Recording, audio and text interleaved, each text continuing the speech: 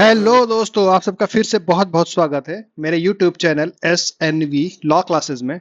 और आज हम बात करने जा रहे हैं छत्रपति साहू जी महाराज जी विश्वविद्यालय कानपुर यूनिवर्सिटी के सेकेंड सेमेस्टर के संवैधानिक विधि यानी कि कॉन्स्टिट्यूशनल लॉ सेकेंड के विधि का शासन यानी कि रूल ऑफ लॉ के बारे में। और एक बात याद रखिएगा कि ये बहुत ही इंपॉर्टेंट क्वेश्चन है, ये अक्सर हमारे एग्जाम पेपर में आता है, तो इसको बहुत ध्यान से सुनिएगा। रूल ऑफ लॉ या कानून का शासन एक ऐसा सिद्धांत है जिसके अनुसार देश में कानून सर्वोच्च होता है और सभी व्यक्ति, चाहे वे आम नागरिक हों या सरकारी अधिकारी, कानून के अधीन होते हैं। कोई भी व्यक्ति या संस्था कानून के ऊपर नहीं होती। यह सिद्धांत न्याय, समानता और निष्पक्षता को सुनिश्चित करता है ताकि समाज में कोई भी अपनी शक्तियों का दुरुपयोग न कर सके।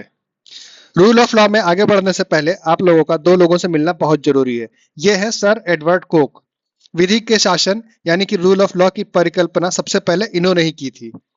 और ये है प्रोफेसर A.V. डाइसी। इन्होंने अपनी पुस्तक द लॉ ऑफ कॉन्स्टिट्यूशन में विधि के प्रशासन यानी रूल ऑफ लॉ की परिकल्पना की विस्तृत मीमांसा प्रस्तुत की थी, जो विधि के विद्वानों में काफी चर्चित रही है। तो चलिए देखते हैं professor A.V. Dicey rule of law यानी कि विधि के शासन के बारे में क्या कहते हैं। डाइसी ने विधि के शासन की संकल्पना इंग्लैंड को ध्यान में रखकर की थी। डाइसी ने कहा था कि इंग्लैंड में विधि का शासन है, न कि व्यक्ति का, अर्थात विधि के शासन में भेदभाव तथा असमानता का सदैव अभाव होना चाहिए। भेदभाव या मनमानापन तथा पक्षपात व्यक्ति के शासन का गुण है। विधि का शासन इन बुराइयों से मुक्त है।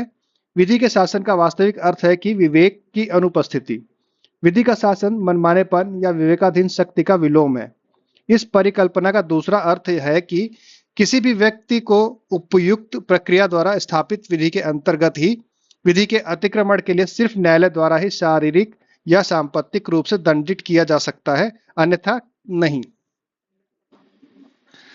डाइसी के रूल ऑफ लॉ को संक्षेप में 3 बातों में समझा जा सकता है। पहला, यह मनमानी सत्ता का विरोध करती है। दूसरा, यह विधि के शासन को सुनिश्चित करती है, न कि व्यक्तियों के शासन को। और तीसरा है, इसमें कानून के अधीन रहते हुए भी सभी क्रियाएं की जाती हैं। Professor A.V. डाइसी की रूल ऑफ लॉ की परिकल्पना के 3 मुख्य तत्व हैं। पहला है कानून के समक्ष समानता, जिसमें वह कहते हैं सभी व्यक्ति, चाहे वह सामान्य नागरिक हो या राजा, कानून की नजर में सब समान है। किसी के साथ विशेष व्यवहार नहीं किया जा सकता है। दूसरा है कानून की सर्वोच्चता का सिद्धांत, जिसमें वो कहते हैं कानून सर्वोच्च है और कोई भी व्यक्ति कानून से ऊपर नहीं है। सरकार और उसके अधिकारी भी उसी कानून के अधीन होते हैं। और तीसरा है निजी अधिकारों का संरक्षण न्यायालय के द्वारा, जिसमें वे कहते हैं व्यक्ति के अधिकारों की रक्षा सामान्य न्यायालयों द्वारा की जाती है, न कि विशेष या अलग व्यवस्था द्वारा। चलिए अब बात करते हैं रूल ऑफ लॉ के मुख्य सिद्धांतों की। पहला सिद्धांत है कानून की सर्वोच्चता। देश में कानून सबसे ऊपर होता है, कोई व्यक्ति या संस्था कानून से ऊपर नहीं होती। दूसरा है समानता। सभी नागरिक कानून की नजर में समान है, चाहे कोई आम नागरिक हो या कोई उच्च पदाधिकारी। सबके साथ कानून एक जैसा व्यवहार करता है।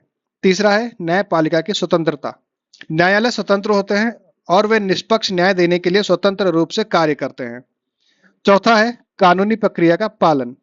किसी भी व्यक्ति को दंड देने से पहले उचित कानूनी प्रक्रिया का पालन किया जाना चाहिए।